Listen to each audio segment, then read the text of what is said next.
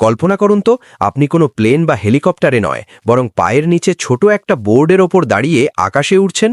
কল্পবিজ্ঞানের সিনেমায় দেখা সেই হোভারবোর্ড কি তবে সত্যি হয়ে গেল?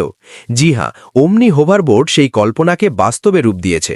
আজকের ভিডিওতে আমরা জানব এই বিস্ময়কর যানটি সম্পর্কে কিছু অবিশ্বাস্য তথ্য। ওমনির হোভারবোর্ডের গল্প শুরু হয় ক্যাটালিন আলেকজান্ড্রো দুরু নামের একজন কানাডিয়ান আবিষ্কারকের হাত ধরে। ২০১৫ সালে তিনি এই হোভারবোর্ডে চড়ে টানা ২৭৫.৯ মিটার পথ কুড়ে গিয়ে গিনেস ওয়ার্ল্ড রেকর্ড ভেঙে দিয়েছিলেন। মজার ব্যাপার হলো, এটি কেবল পানির ওপর নয়, যে কোনো সমতলের উপর দিয়ে অনায়াসেই উঠতে পারে। এটি কোনো জাদু নয়, বরং আধুনিক ইঞ্জিনিয়ারিংয়ের এক চমৎকার উদাহরণ। এখন প্রশ্ন হলো, এটি ওড়ে কিভাবে? সহজ কথায় বলতে গেলে এটি একটি বিশাল ড্রোনের মতো কাজ করে। এতে ৮টি শক্তিশালী প্রপেলার বা পাখা রয়েছে, যা প্রচুর পরিমাণ বাতাসের চাপ বা থ্রাস্ট তৈরি করে।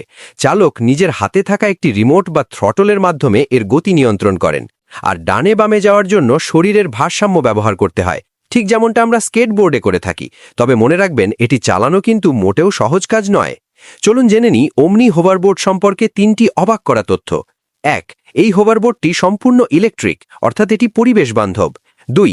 এটি বর্তমানে সাধারণ মানুষের জন্য বাণিজ্যিকভাবে বিক্রির প্রক্রিয়া চলছে, যদিও এর দাম একটি দামি স্পোর্টস কারের সমান হতে পারে।